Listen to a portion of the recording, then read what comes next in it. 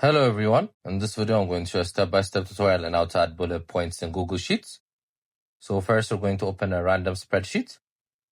So we're going to go to the block, then we're going to insert a formula.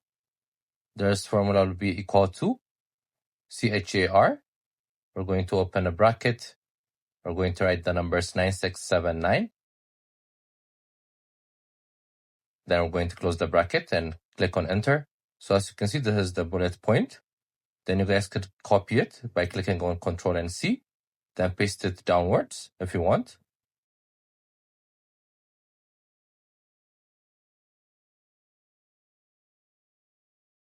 On a separate block, you guys could also write the project you want. Then you can paste it there as well.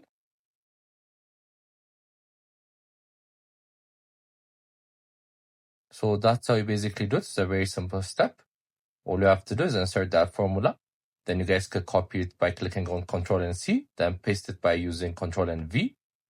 So this is how you do it. It's a very simple step. I hope you guys like this video. Subscribe for more, like for more, share for more. I hope to see you again. Goodbye.